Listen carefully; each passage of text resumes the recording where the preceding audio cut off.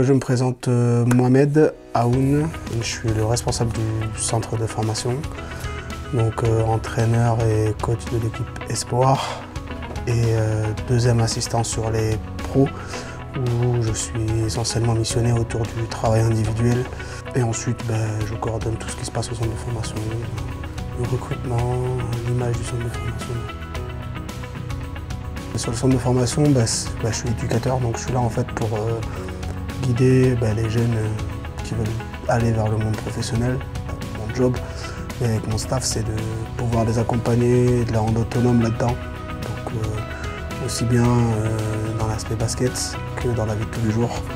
De manière plus technique, l'objectif c'est de continuer à faire grandir le centre de formation du champion de basket.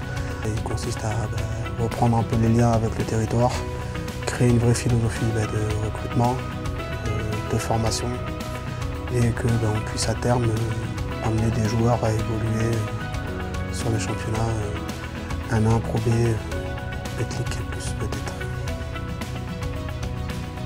Donc depuis enfant, en fait, je suis vachement attiré sur les relations un peu humaines. Et en fait, sur mon année de bac, où en fait mon année se passe bien, mais je valide pas mon bac. Et mes orientations, c'était pour devenir avocat. Et en fait, quand j'ai fait ce choix-là, d'inscription et tout ça, en fait, tous les professeurs sont venus me voir, mais écoute, il y a vraiment quelque chose à faire dans le côté éducateur. J'ai longtemps hésité entre EduxP et entraîneur de basket. La passion est arrivée. J'avais plutôt bien travaillé scolairement, donc je me voyais redoubler, mais finalement je m'ennuyais.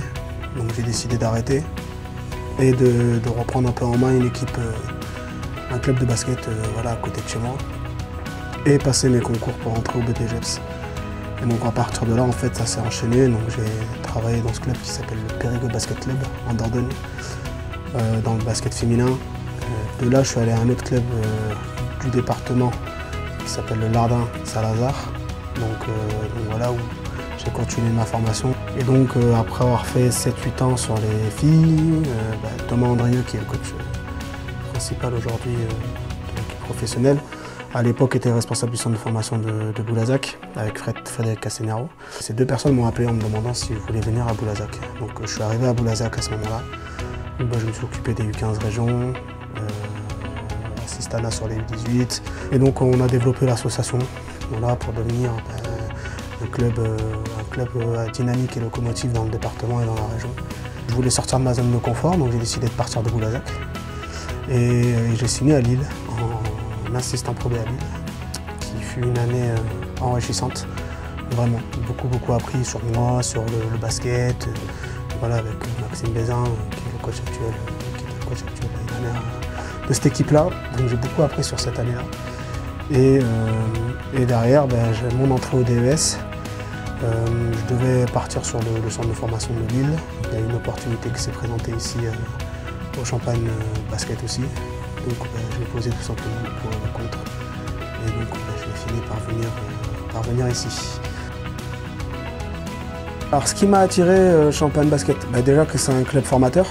Voilà, quand on regarde la liste des joueurs qui sortent de ce centre de formation, c'est quand même pas anodin. Que c'est une structure qui est dynamique, qui est jeune, qui a envie de se développer aussi dans ce domaine-là. Et après, depuis que j'ai commencé ce métier-là, j'ai rarement eu un poste avec une attente forte, avec de l'ambition forte et en étant en responsabilité. Le groupe U18, j'aime beaucoup parce que c'est en progression. Donc je suis très satisfait. Pour les espoirs, pareil. Ma satisfaction, c'est que les jeunes aient compris l'exigence qu'on attend d'eux. Donc il y a une vraie progression dans l'autonomie. Et dans les résultats, moi je les trouve plutôt positifs. La poule espoir est vachement relevée. Il y a des gros centres de formation. Aujourd'hui, on a 4 victoires, 3 défaites. On est en course pour pouvoir se qualifier en poulotte. Mais ce qui est cool, ce qui est intéressant, c'est qu'il y a de plus en plus de jeunes U18 qui doublent avec nous en espoir, qui jouent avec nous en espoir. Donc la vraie victoire, elle est là. J'ai du mal à me décrire en tant que coach. Je m'identifie vraiment comme éducateur. Le jour de match, je prends la casquette du coaching, qui est d'essayer de mettre les compétences ensemble pour essayer de gagner un match.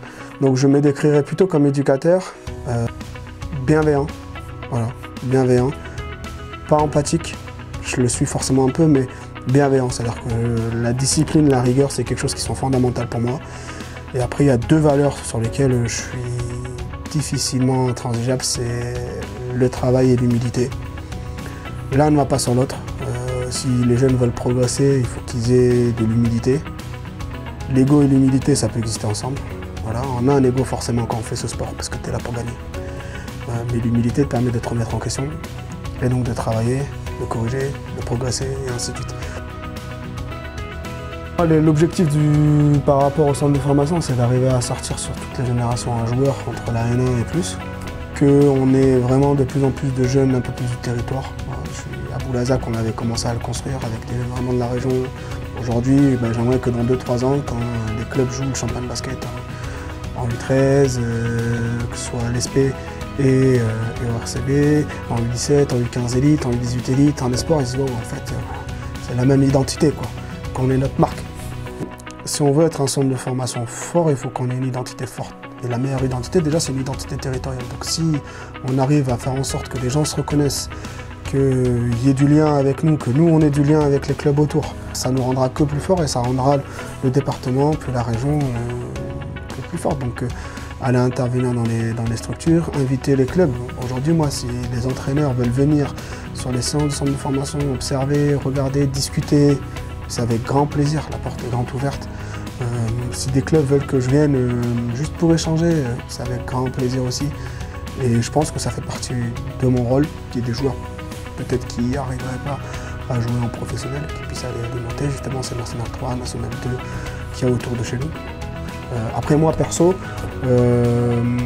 j'ai vraiment envie de continuer à progresser pour être reconnu en tant que grand formateur en France, sur qui on peut compter sur la formation des jeunes, pouvoir discuter avec tous les entraîneurs, voilà, être dynamique dans la formation des jeunes joueurs.